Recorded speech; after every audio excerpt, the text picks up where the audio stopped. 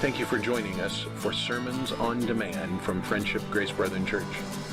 We provide these videos as a way to share the pulpit messages and teachings offered at Friendship Grace Brethren Church. If you find these videos a helpful resource, please drop us a note at info@friendshipgracebrethren.com. Now open your Bibles and get ready to dig into the Word of God. We continue this morning in our walk through the Gospel of Matthew and the Sermon on the Mount. A couple of weeks ago, we saw Jesus remind us that we were to be salt and light, and then discuss some standards of righteousness. In our passage this morning, we see that Jesus applies those standards of righteousness and reflects on the difference between true righteousness and false righteousness. So let's dig in as we go through this passage. Remember, the series title is The King and His Kingdom, and our title of our message this morning is Examples of True and False Righteousness. We begin with anger, a subject that is difficult for some of us to deal with. Jesus says, "You have heard that it was said to those of old, 'You shall not murder, and whoever murders will be liable to judgment.' But I say to you that anyone who is angry with his brother will be liable to judgment. Whoever insults his brother will be liable to the council, and whoever says, 'You fool,' will be liable to the hell of fire." Jesus begins by reminding the people of what's being taught by the Jewish leadership. The Pharisees and the priests, the chief priests and the other priests and the Pharisees are teaching things that may not be precisely accurate, right? I should remind you that the teaching of the priests and the Pharisees is not always in agreement with the Old Testament. They're supposed to be teaching the Old Testament, but that's not all that they were teaching. Quite often it doesn't agree with the law given by Moses, and certainly doesn't agree with the principles behind the law. So when Jesus says, "You have heard that it was said to those of old," he does not simply mean the Old Testament. He's not just simply saying the Old Testament says. He's saying, you've heard it taught. You've heard the Pharisees and the priests teaching what is supposed to be from the Old Testament, but it is not quite accurate. So when Jesus says, "You have heard that it was said of days of old," he does not simply mean Old Testament, the law, but common application of the law, principally by the Pharisees. How they distorted the law. Remember, the Pharisees were a group that came about during the Babylonian captivity, and they were focused so much on the law that it became their object of worship. They no longer were worshiping the lawgiver, they were worshiping the law itself. In this case, Jesus is talking about murder, one of the original 10 Commandments, which, by the way, are not suggestions. They're 10 Commandments, not 10 suggestions. We've heard for years that the 10 Commandments say, "We shall not kill." That's just poor translation. The word is very specifically murder, the unlawful taking of another human life. The Hebrew word is very specific and could only equal murder and not simply kill. It's the unlawful or unwarranted killing of another person. God does include in his principles justifiable killing of another, such as the state executing someone or defending yourself. The Apostle Paul talks about in Romans that the soldier, the servant of God, carries a sword, or in our time, a gun, for a reason. To shoot the gun out of the hand of the other person, right? No, to kill him. In my 2 times at the police academy, once in Indiana and once here, they never taught us to do anything other than shoot to kill. More precisely, shoot to stop the threat. That's in keeping with God's law. A lot of liberal-minded people want us to say, thou shalt not kill means the state can't execute. God gave the state the right to execute under certain circumstances, which, by the way, in New York does not include a baby until it's born. It's amazing to me now in New York, you can abort a baby a second before it would be born, and if it had been born and you killed it, it would be murder. But a second previous to that, it's abortion. It's amazing to me that minds can rationalize that. God didn't authorize abortion. He authorized state execution and so forth. If we murder, we're subject to a penalty. That makes sense, right? You take somebody's life, you can expect to have the consequences of that haunt you. The principle that underlays the law on murder involves our attitude toward others. Every one of the Old Testament laws, principally the Ten Commandments, but the other 603 as well, there's a principle behind them. Why did God give the law? Why did God say, thou shalt not murder? Because he respects life. There are only certain restricted times when the taking of another life is permissible. God said, don't murder. And if you do murder, expect punishment, expect discipline. And he said he doesn't want people to murder because it stems from an internal heart problem. You know, if you watch crime drama on TV, you will hear it called crimes of passion. Most often here in Florida, we would categorize that as second-degree murder. It wasn't something you planned out. You just got so angry you took the hammer and smashed him in the head, for example. That's a crime of passion. It's not quite as bad as first-degree murder, where you planned it out. This is how I'm going to do it. This is what I'm going to do. It's just something that happens, and so the state looks at that as a little lesser crime. The underlying principle is it's our heart that causes us to do those things. Why do you get so angry with a person you take a hammer and smash them in the head? It's your anger that's being dealt with in the principle. We'll later see in Matthew as well as in the other Gospels that Jesus entered the temple and cleansed them of the merchants who had turned the temple into a shopping mall.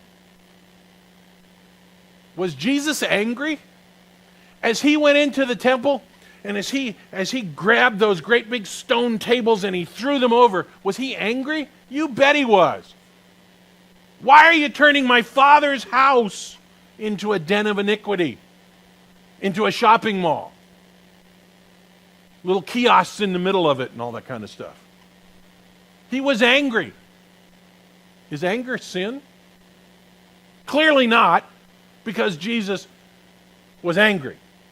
He went in there and showed them how he had some guns and could turn over those tables and totally disrupt the place. Can you imagine what that was like?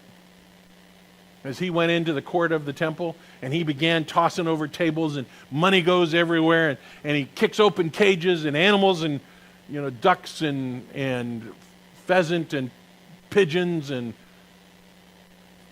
calves and sheep and all that they bring and take with them, all that running around and the chaos that was, you bet that was anger. But he wasn't angry and sinning. See, there's a difference. We often think that anger is a sin. The Apostle Paul says, be angry and do not sin. Do not let the sun go down on your anger and give no opportunity to the devil. Be angry and don't sin. So if you can be angry and not sin, clearly the instruction here in Matthew is we've got to be careful about our anger and not let it lead to something else, right? Apostle Paul recognized that you can be angry and still not sin. However, that's not what Jesus is really talking about here. Jesus is talking about unwarranted anger that leads us to do and say things that are wrong and sinful. Have you ever been angry like that? Yeah. If you all are honest with yourself, you should be shaking your head like this, not going like this, because we all get that way, right? Some of us have a shorter fuse. Some of us can get angry really quick. I've had to work on that over the years. I grew up in a house that had short fuses, and so I had a short fuse, and I've had to learn how to make my fuse longer. We often refer to people like that as just angry individuals, because that seems like their default position, angry. Anger like that and the resulting comments and actions put us in a position to pay a price. Go back to what Matthew said, or what Jesus said here. You've heard that it was said to those of old, you shall not murder, and whoever murders will be liable for judgment. That's a good statement, right? Then he says, but I say to you that everyone who is angry with his brother will be liable to judgment. Whoever insults his brother will be liable to the council, and whoever says you fool will be liable to the hell of fire. Those are statements made in anger. Those are statements made that cause you to demonstrate your true inner feelings. Whoever insults his brother, whoever says you fool. Jesus here is talking about how are we supposed to live with each other? How are we supposed to talk to each other? How are we supposed to relate to each other? And it's not that way. There's judgment coming when we act like that. What does acting like that do to us? It puts us in a position where we're not ready to worship, where we can't worship. Look what he says in verse 23. So if you're offering your gift to the altar and then there remember that a brother has something against you, leave your gift there before the altar. First be reconciled to your brother and then come and offer your gift. Building on what he said about anger, he says, look, if you're going to the temple and you're going to go make your offering, let's change it to our world today. If you're on your way to church and you've got your monthly offering in your pocket, and then you remember, I had this great big fight with so-and-so in church, and I mean, it was a knockdown, drag out, and I called them every kind of word except a nice guy that I could think of. When you give your offering to the church then, or to the Lord through the church, is that honoring to him? According to what Jesus says here, no, it's not. Because it's not about the money that you give, it's about your heart. What's your relationship with God? What's your relationship with other people? God doesn't, got to be real careful about this. Sorry about you treasurers in the group. God doesn't care about your money. He cares about your heart. We don't need money that is tainted with anger. God will provide. God's more concerned about our relationship. God's more concerned with our relationship with each other and with him. Because what does the offering do for you? Not really anything, except gives you a sense that you're serving God. But if you're serving God without a proper heart, are you really gaining anything? No. Is it a good work to give an offering if your heart is not clean? No, it's not. Remember what the Jews had to do? Before they could go to the temple and give their offering, they had to go through the mikveh. They had to take all their clothes off, walk down the water, and I imagine this time of year it's kind of cold. Turn around, come up, put clean clothes on before they could go into the temple. Why did God do that? Why did he go through all that hassle? Because you can imagine, say there was 100,000 going to Passover, and that's a conservative number. That's a lot of people getting naked going in the water, right? That's a big deal. Why did God do that? He wanted to illustrate, keep your heart clean before me. Keep your heart pure. If you've got a problem with somebody, deal with it before you think you're doing something noble by giving an offering in church. He goes on. Come to terms quickly with your accuser while you're going with him to court, lest your accuser hand you over to the judge and the judge to the guard and you be put in prison. Truly I say to you, you will never get out until you've paid the last penny. Jesus continues in dealing with each other that we should settle our matters quickly and not allow them to go into court.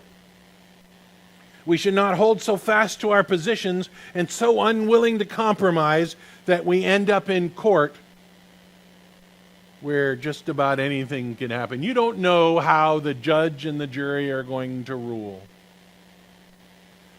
The jury may say, yeah, you're right. And you're so right that we'll award you $1. You're right, but you don't deserve anything. Or you're right, and the other guy's got to pay $1 gazillion. You never know what's going to happen. It's important that we have strong positions. But our relationships shouldn't suffer because of our positions. We should not be so strong in our positions that we're unwilling to listen and be unwilling to work with others. We must remember the immediate context here, though. Jesus is not saying, be willing to compromise in your doctrinal positions. It's not what he's saying. He's talking about being wronged by another. Be willing to let it go. I've earned this mad, and I'm going to continue being mad as long as I want to be mad, because I've earned it. Who hasn't thought like that before? But that's Jesus saying that's not the way it is. That's not the way it should be. We should be willing to compromise. We should be willing to settle these things before it gets to the point where somebody else has to settle it. Kind of like the picture of Dad saying, don't make me come up there, because you know that's going to be bad. Well, when things get so bad between people, particularly brothers and sisters in the church, when they get so bad that you have to go to court, anything can happen. You don't have control. You have completely abrogated your control. So it would follow here in verses 25 and 26, Jesus continues in that same context and is speaking about relationship issues that could lead to court, such as slander and so forth. Jesus is not telling us to compromise on our moral positions, on our doctrinal positions. He's telling us be willing to compromise when somebody offends you. Just be the bigger person and get over it. Kind of what he's saying. We must be willing to compromise in our relationships with others, not in our morality and in our ethics. He moves on then in this long message that he gives. He goes on to another short subject, this time lust. You have heard that it was said, you shall not commit adultery, but I say to you that everyone who looks at a woman with lustful intent has already committed adultery with her in his heart. If you're too far. Has already committed adultery in your heart. Again, Jesus begins with Old Testament law. One of the Decalogue, or the Ten Commandments. You shall not commit adultery. Very clearly said in the Ten Commandments. As given in the Ten Commandments and as given in the law by Moses, it specifically means a man having sex with a married woman who is not his wife. As it was given, it's specifically talking about a man having sex with a woman. It's not the other way around. Don't read into that it doesn't apply. It just is specifically the way it's stated because of the context in which they're in. Sorry, women, but if you were in the time of Moses and this law came down, you didn't have any rights anyway. So it wasn't like you could have a law that prevented your husband from having multiple wives or multiple relationships. The principle is the same. The principle from God was sex outside of marriage is wrong, no matter who it is, when it is. But the specific law is dealing with man having sex with a woman who is already married. Okay? Not to him. Jesus here expands the principle to include lustfully looking at a woman. He's also calling that the same thing as adultery. The physical act of adultery begins with lust in the heart, which according to the heavenly court of God is just as bad as the physical act. You see, Jesus is dealing with righteousness of his followers, which of course leads to our relationship with God. What position do we stand in with God when we can lustfully look at someone else and not our own spouse? Lustful attention to a woman makes it difficult to relate properly to God. We're to prevent the physical action by stopping the heart or the mind action before it gives rise to the physical. And that's what Jesus says in the next verse.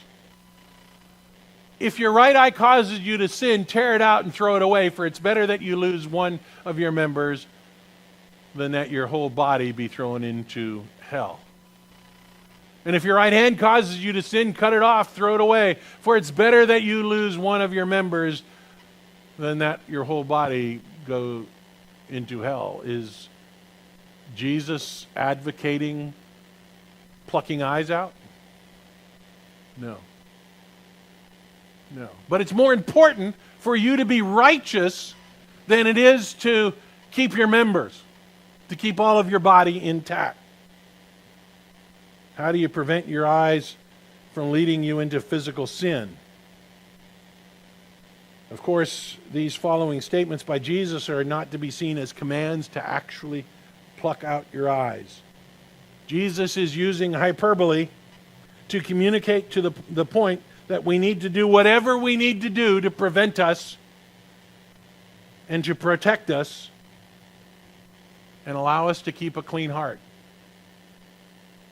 Do what you have to do so that you don't sin, even to the point of something physical if necessary.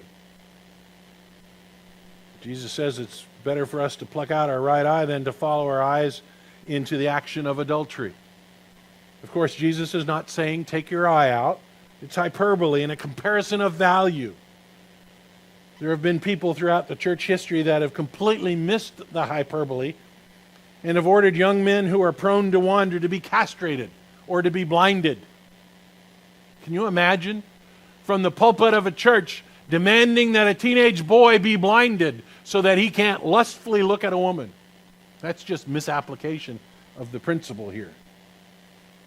Jesus says in the next verse about our hands. Clearly, Jesus is not saying that we should chop off our hands to prevent us from sinning. He's simply saying that it's better to chop them off than it is to sin. Do what you got to do not to sin. Do what you have to do to stay in a clean relationship with Jesus. That's the point. The principle here is that our hearts should properly reflect God's righteousness. And we should never do what leads us into unrighteousness. We should do what was necessary to maintain a righteous heart. It's more important to maintain a righteous heart than it is to maintain your physical body. The most important thing you can do is maintain a righteous heart, is what Jesus is saying. God has set a very high standard, a very high bar for us, which we have to live up to both in our heart and in our physical lives. You see, the Pharisees didn't quite get that. They were all about the external, what people could see. It was no big deal for them to say one thing and do something else, to think something and say something else. because they only looked at the physical. God's looking at our internal, our relationship with Him. The Pharisees were fixated on their actions, but Jesus makes it clear what we think and what we feel, where our heart is just as important. Jesus then moves on to divorce. It was also said, whoever divorces his wife, let him give her a certificate of divorce. But I say to you that everyone who divorces his wife, except on the ground of sexual immorality, makes her commit adultery. And whoever marries a divorced woman commits adultery. Again, this is built on the context of what was happening in the law at the time. A woman couldn't get a divorce, a man could. And as we know, God hates divorce.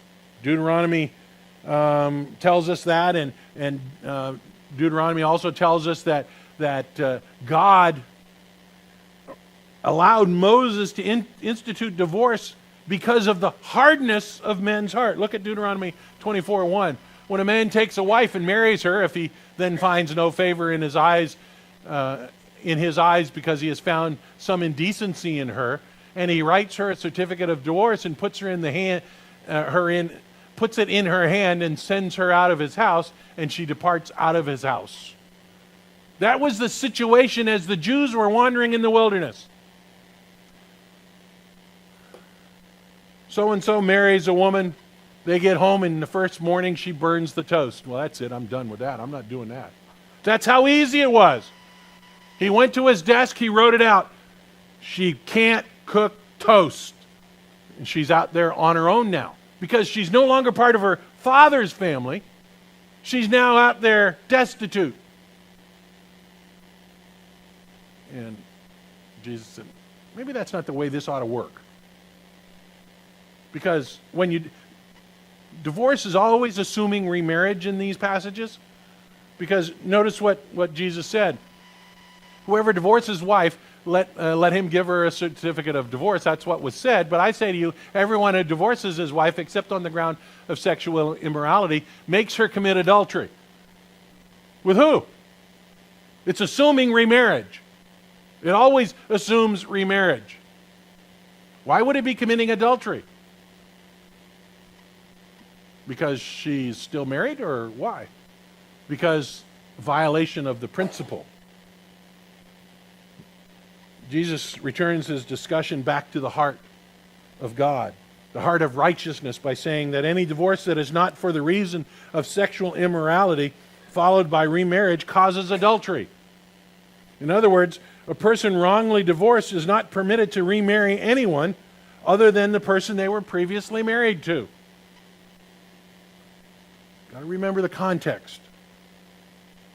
Followers of Jesus, not the world as a whole. Malachi says God hates divorce, and we know from Deuteronomy 24 that Moses only enacted the law permitting divorce because of the hardness of the Hebrew's heart. God always wants reconciliation, but does allow divorce in certain circumstances. However, Jesus' purpose here in the Sermon on the Mount is not to limit divorce and remarriage. His purpose is to cause people to think differently about the law. Think about why God instituted the no adultery law. He intends to begin to cause his followers to think about their hearts and their thoughts, and to recognize the principle behind the law. Why did God say no adultery? The principle behind that law is dedication to the one. What was God always complaining about Israel doing? Being adulterous, looking at other gods. Remember the story, as Dr. Randy Smith teaches, the story of the Bible. Two great marriages, right? The first marriage, kind of rocky, a lot of adultery going on. And finally, God divorces himself from her, but not before a son is born. And then the second part of the book is all about the second marriage, Jesus and the church. And ultimately, God will bring back his wife. God was always saying, you're an adulterous generation. You're always turning to someone else, so he gave them a rule. You can't do that. The principle is because you do it to me. You're going to do it to your wives. You can't do that. It's all about his relationship with them. The principles reflect on the heart of God. The concept had been lost in the world dominated by fake righteousness of the Pharisees, which continue on as he begins to talk about oaths. We get into a little bit of trouble sometimes in our world because we don't know how to say the truth anymore. It's really weird in our world today. Again, you have heard that it was said to those of old, you shall not swear falsely, but shall perform to the Lord what you have sworn. Yeah, this is interesting to me. What goes on, what the dynamics were in the world in Israel at the time. The subject of oaths appear in the Old Testament law in several places. An oath or a vow was something that was optional and wasn't necessary. It was beyond the normal offerings to God. However, once a vow or an oath was made, it had to be kept. It was a promise made. Not keeping it meant a person was subject to God's punishment. By the time of the Pharisees had made oaths to be a series of legal maneuvers. And they had varying levels of trueness, of various levels of rigidity. Look what Jesus says in verse 34. But I say to you, don't even take an oath at all, either by heaven, for it's the throne of God, or by earth, for it's his footstool, or by Jerusalem, for it's the city of the great king.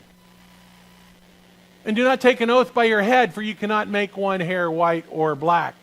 It was common in the time of the Pharisees that they had these various levels. And taking an oath, swearing to something by heaven, had the greatest weight. But if you swore by your head, it was like you got your fingers crossed. Doesn't really apply. It doesn't really matter. Because you can't do anything anyway, right?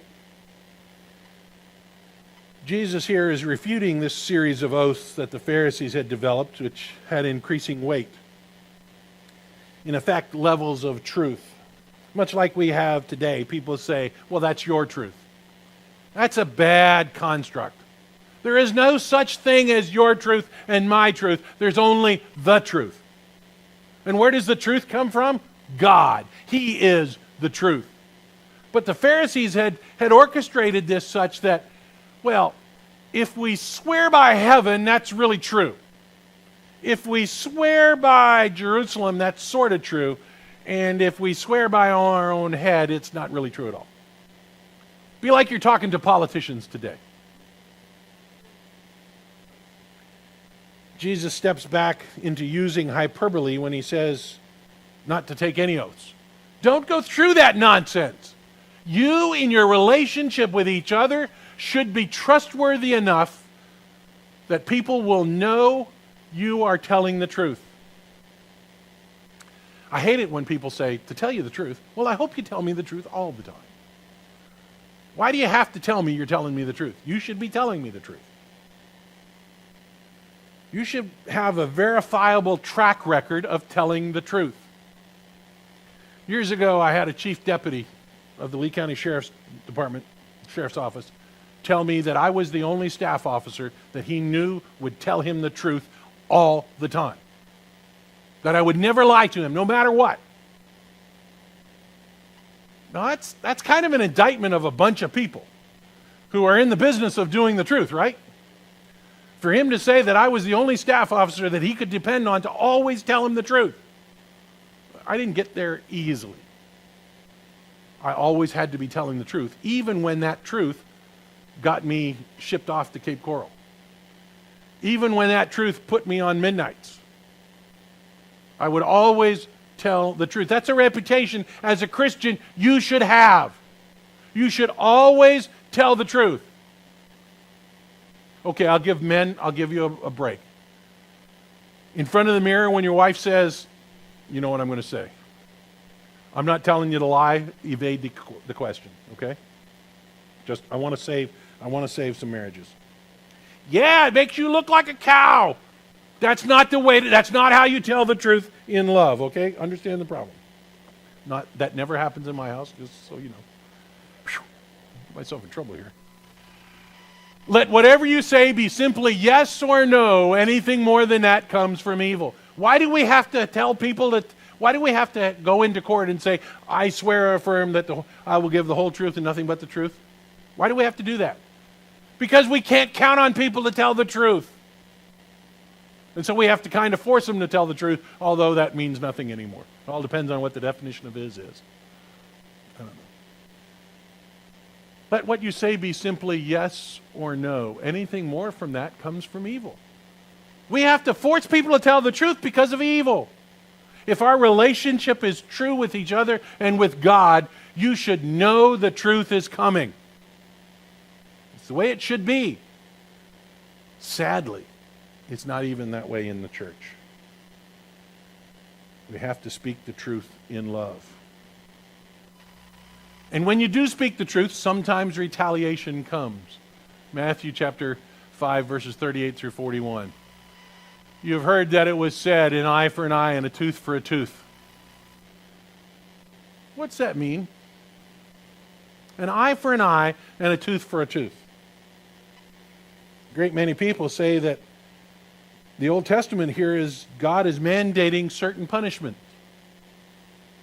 If I knock your tooth out, you have a right to knock my tooth out. That's not at all what it is. God's not saying you have to knock out the tooth. He's saying you can't do more than that. This is the punishment must fit the crime. That's a long-standing principle in Western jurisprudence. The punishment has to fit the crime. Now, I've jokingly said in the past that I support capital punishment for minor traffic offenses. That's a case where the crime doesn't fit the punishment doesn't fit the crime, right? You shouldn't get executed because you ran a stop sign. But if you're on the stop sign and you kill somebody, maybe you should. That's this principle. God wasn't mandating how much to punish. He was mandating a limit on punishment. Because remember the way the society then, both in the Old Testament and at the time of the Pharisees, worked. You had the principle of vengeance. You had the ability to inflict punishment on someone who caused you pain. It's the principle of lex talionis, the law of retaliation, or the penalty fitting the crime. Without state government and processes to effect restitution, families were permitted to obtain their own restitution. If you're out working in the field and your axe head flies off as you're cutting down a tree and strikes another guy in the head and kills him, their family has a right to come after you and kill you. So God instituted protections. He instituted cities of refuge where you could go and where you could have a trial by the city court. But God also said you can't punish more than you were affected. Eye for an eye, tooth for a tooth. Don't take an eye just because you had an eye taken, but that's the limit you could go to. I need to add here that Jesus is not referring to public order. Jesus is not referring to the state's judgment and policing powers. He is simply dealing with personal restitution and personal retribution, which was what was mostly seen in Hebrew Israel and in Israel at the time of the Pharisees. Jesus again focuses on the heart and not on the actions. Look at verse 39. But I say to you, do not resist the one who is evil, But if anyone slaps you on the right cheek, turn to him the other also. And if anyone would sue you, take your tunic, let him have your cloak as well. Don't go for the max. Don't take the pound of flesh when someone wrongs you or does something. Remember the overall context here. It's personal relationships. How we deal with them in our heart, our relationship with God. The word resist here is a legal term. And I think in the context of vengeance speaks of seeking to go after the other person that hurt you. Many in our own fellowship's history and in the pacifist or peace church tradition have used these verses to say you can't resist evil at all. I've even heard it said from the pulpit in Grace Brethren churches that if my wife were being raped, I wouldn't physically stop them. I want you to know I don't subscribe to that. I don't think that's what Jesus is saying. And the guy that if I ever came in and found somebody raping my wife, it's a bad day for him and me. Okay? That's not what Jesus is saying here. Don't resist evil is not talking about physical resistance. It's talking about the legal recourse. It's a legal term. It's a term of don't go and sue them is basically what's being said. When you see resist here as a legal term, means seeking to get even with them in court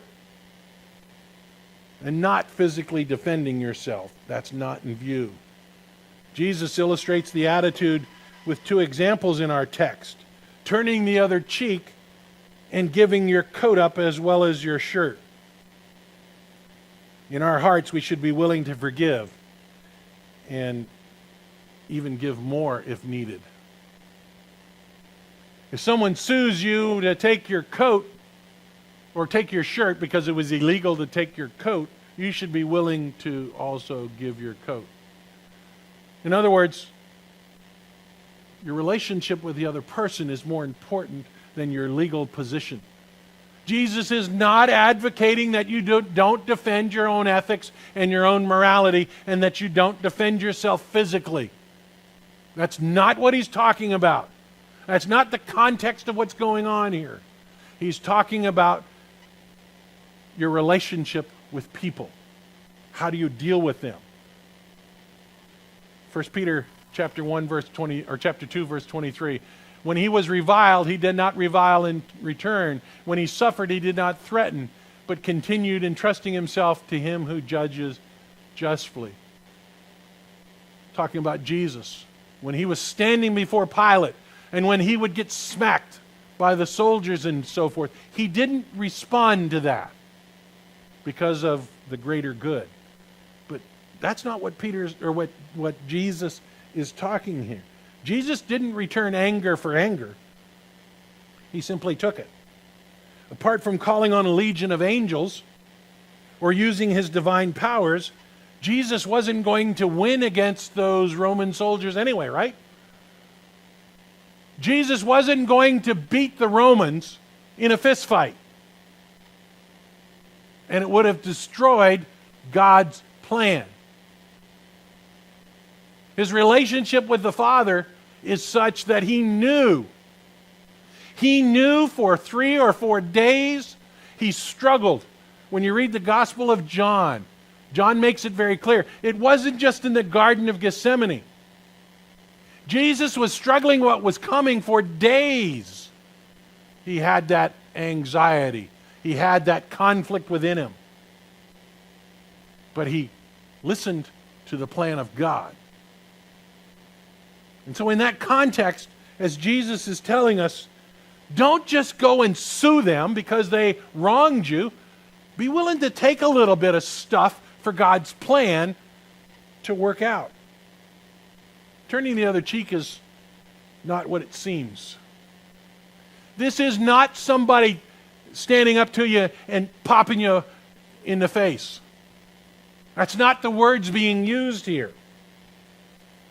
Slapping the right cheek was typically the action of a right-handed person in insulting you. You remember the old the old movies and the sword fights and so forth, and the guy would take off his glove and challenge him kind of to a duel? That's what we're talking about here. We're talking about insulting you. And if somebody insults you, just go ahead and let them insult you. I mean, we all do it with Chuck all the time, right? We just kind of let it go. That's the way it works. Jesus is not talking about physical violence here. Jesus is not saying if somebody hits you, stand there and, here you go, right here, this time. That's not what he's doing. If somebody takes off his glove and smacks you and insults you, just let him insult you. Yeah, your mama wears combat boots too. However those insults go nowadays. We're talking about the custom or the practice of insults, of ad hominem attacks. I mean, who hasn't suffered through those recently, right? All the time as Christians we're being attacked. Just let them attack you. Think of the greater good of what God has coming. Don't devolve down to their level.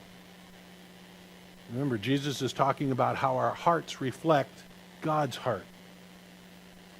We're dealing with the garment put up as collateral. If you have to secure your loan by the garments you wear garments nicer than I wear, but that's what he's talking about here, put up as collateral.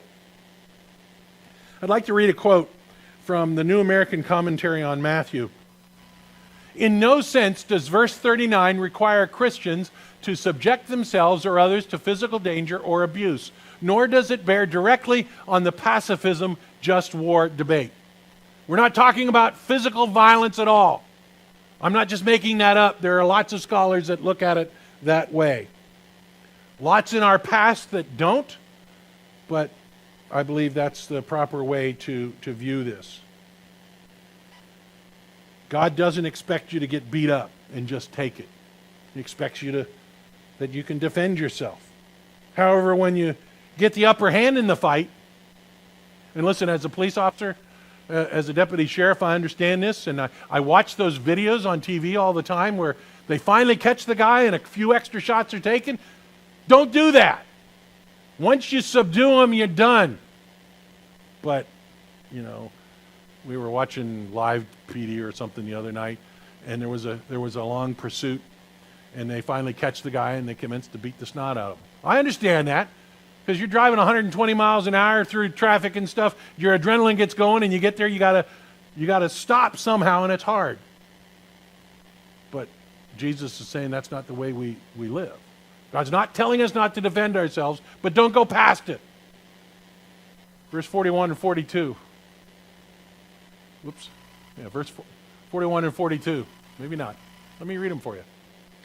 And if anyone forces you to go a mile, go with him 2 miles. Give to him the one who begs from you, and do not refuse the one who would borrow from you. It was Roman law at the time that a Roman soldier could require you to carry his equipment for a mile. Go the extra mile. That's where that comes from. Be willing to do more than the necessary. Be willing to go further to develop your relationship.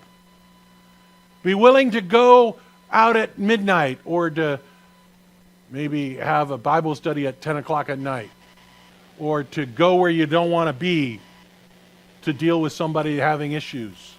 Make yourself available. Go the extra mile is what Jesus is saying. Give to the one who begs from you, do not refuse the one who would borrow from you. So let's look at our conclusion this morning. Thank you, Kate. We must remember the context of what Jesus is saying here on the side of the mountain. He's reflecting on our hearts and our minds, not so much on our physical actions. He's in the middle of a section of the Sermon on the Mount where he's comparing false righteousness, the false righteousness of the Pharisees, with true righteousness of followers of Jesus. The Pharisees did things to make a show and to be noticed and to get political capital. However, we should not be doing what we do for show. We shouldn't do things as Christians for political capital. We should do what we do to honor and serve Jesus Christ, to properly reflect God's character and His righteousness, even in the privacy of our own hearts. Have you looked in your heart recently? Have you looked at really what's going on in there? I'm afraid for some it might be a scary place. It might be dark and dirty. Don't murder someone and don't get angry and sin. Don't commit adultery, but don't lust after another. Don't get tired of your wife and trade her in. Be honest and truthful all the time, building a reputation of being honest. Don't demand a pound of flesh, but be willing to be abused without retaliation. Remember, it's what's in your heart that's important. What's in your heart leads you how do you act. Now, Jesus isn't finished here. He's only getting cranked up in this first of 5 sermons in Matthew. But we have to be. So we'll pick up the study in a couple of weeks, in 3 weeks, after we get back from California, Lord willing.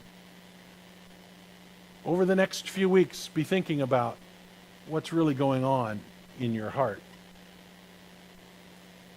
Father, we sang this morning, listen to our hearts. And Father, I trust that our hearts are pure and holy before you. That what we say is true, what we say is right, how we act is honorable to you, that we're always glorifying you and not trying to make a name for ourselves. Thank you, Father, for all that you do for us. We love you and we want to serve you. We want to be obedient to you in everything that we do and say. That all the attention would be on you and not on us. In Jesus' name. Thank you for watching or listening to this teaching on demand from Friendship Grace Brethren Church. Please consider sending us an email at info@friendshipgracebrethren.com to let us know how this teaching may have helped you.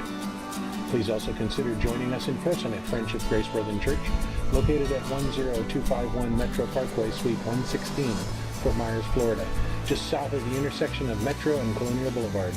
Sunday school begins at 9 and worship service at 10 a.m. We look forward to seeing you in person at Friendship Grace Brethren Church.